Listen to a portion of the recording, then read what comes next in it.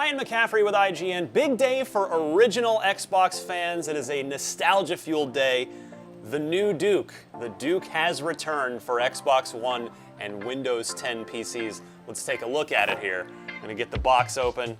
I've pre-cut the tape, but otherwise have not looked in here. We've got a foam padding.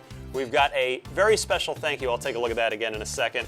We've got a quick start guide, and the Duke itself should look very, very familiar to anybody who spent time with the original Xbox back in 2001, 2002. The form factor, it is exactly the same. This should feel, and it certainly looks very familiar, should feel identical. Now there are just a couple of changes to this I'll talk about here in a second. First, we're gonna peel off this protective wrapping. That's an LCD screen, so we'll take a look at what that does here momentarily.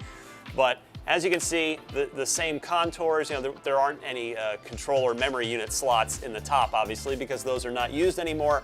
But otherwise, the triggers feel identical. The texturing of the controller feels identical. The buttons, including black and white there up top, above the face buttons, feels identical. The thumbsticks, identical. And then you've got a USB cord. This is not a wireless controller.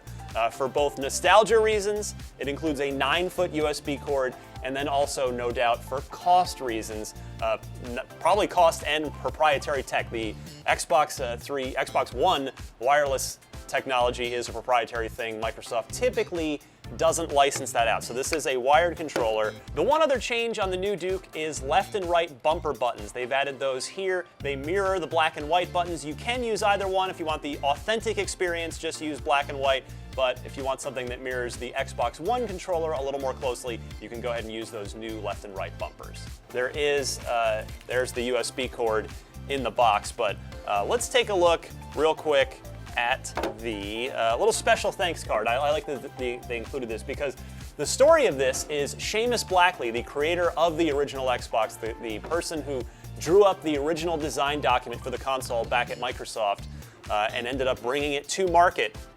He is the one who championed the return of this. He no longer works at Microsoft. He hasn't been there for a number of years now, but he sort of went behind the scenes and wanted to see this come back. He saw fans want to see it come back, so he got this done with Hyperkin, who you may have heard of. They do a number of other game peripherals as well, but I like this very special thank you on this card.